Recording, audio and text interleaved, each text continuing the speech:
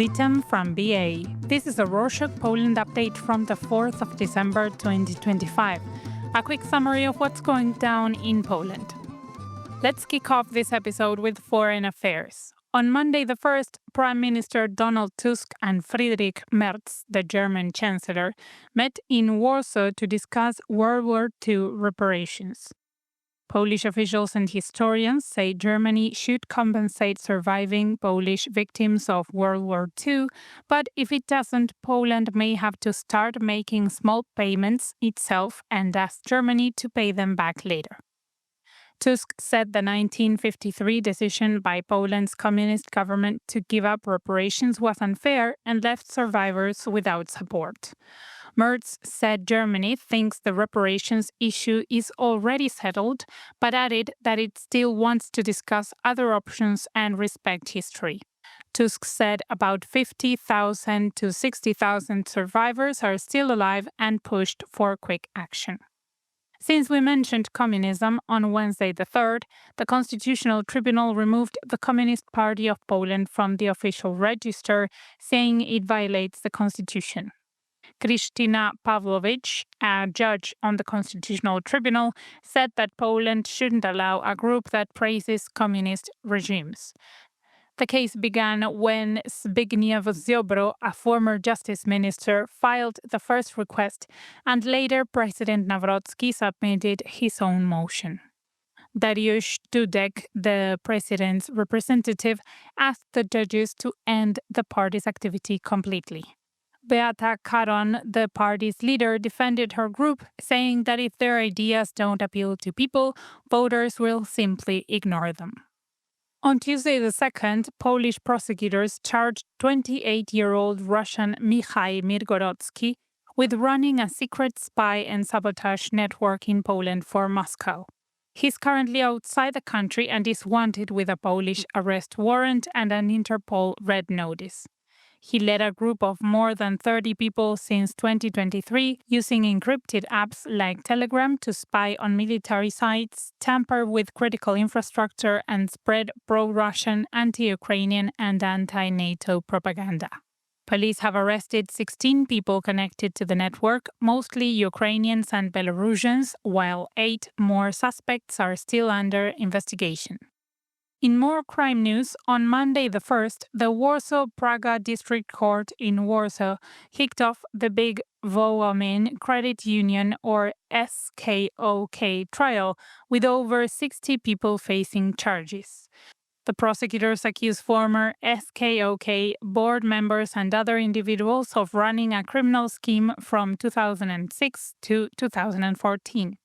They faked documents, created fraudulent loans, recruited people to take out loans, and moved money through fake accounts to hide the real beneficiaries.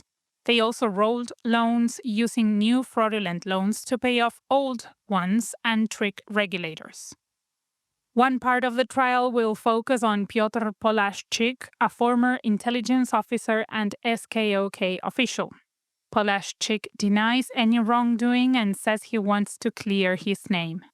He's also facing other cases, including laundering over 350 million zloty, about $95 million, and a 2014 assault on a financial supervision authority official, for which he was sentenced to 8 years despite his appeal.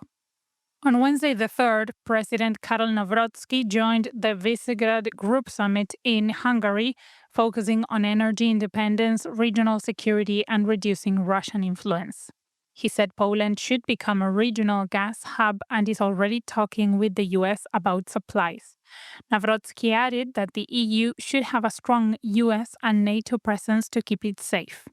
The leaders from Poland, Hungary, the Czech Republic, and Slovakia agreed to work together on energy projects, improve infrastructure, boost the regional economy, and limit Russian influence. They also talked about supporting humanitarian and development projects in the Balkans and for Christian communities worldwide. Speaking of President Nawrocki, on Monday the 1st, he vetoed a new cryptocurrency law from the lower house of parliament. The bill would have let the government shut down crypto websites with just one click, which Nawrocki said could put people's freedoms, property, and national stability at risk.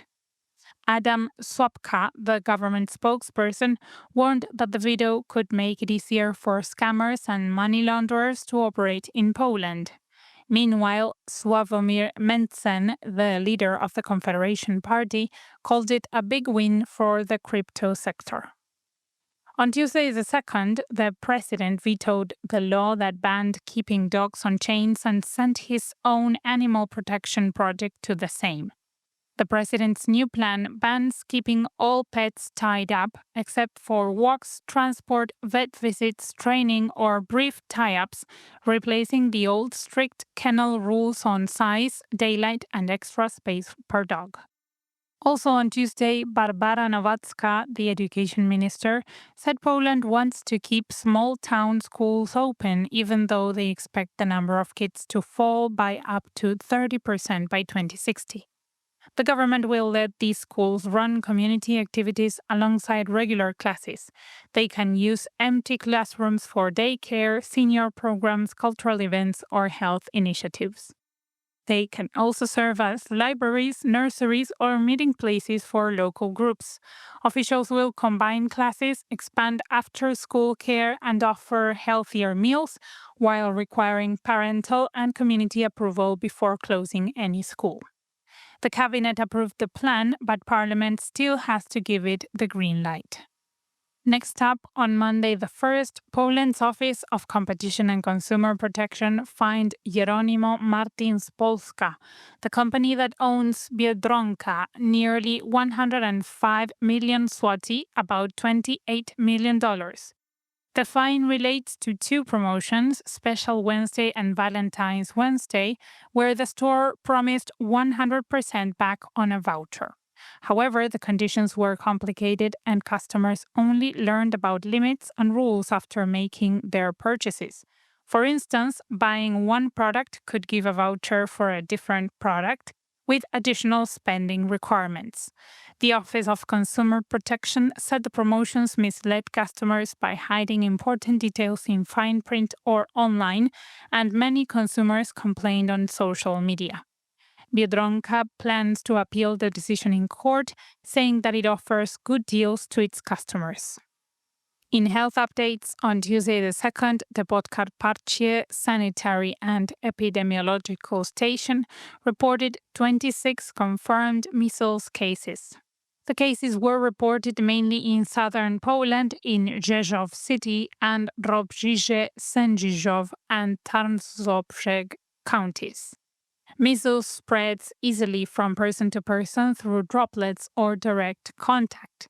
Symptoms start with the flu, cough, and runny nose, followed by a red rash, red eyes, and sensitivity to light.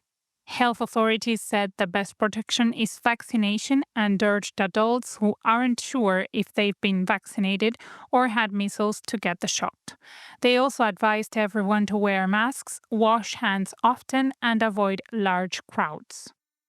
Following that, on Wednesday the 3rd, Marta Reduta-Pieciwek, a member of We for Others Association, a Polish NGO supporting people with disabilities, published an essay on ngo.pl.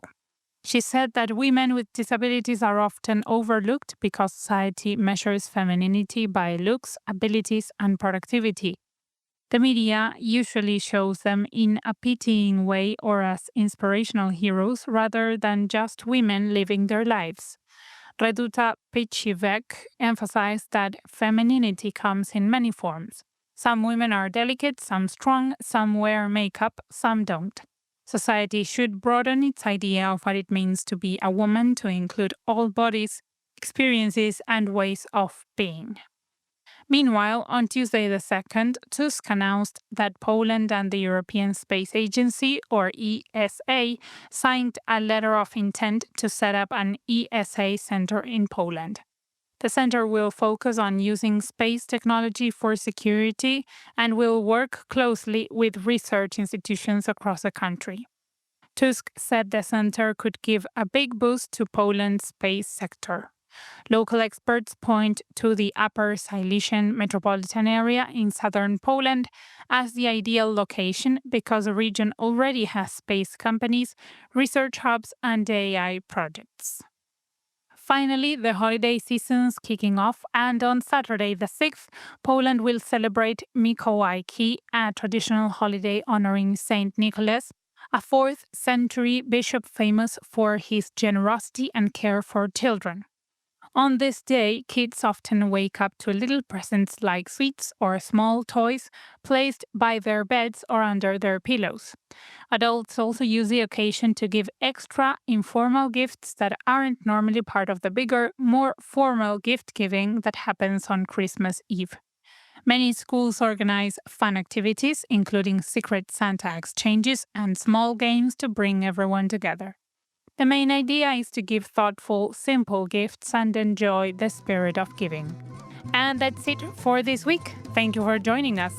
Want to go on a free trip to Lisbon?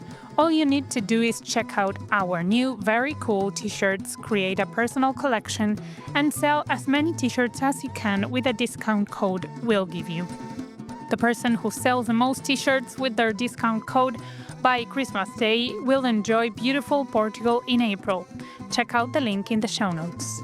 Do zobaczenia!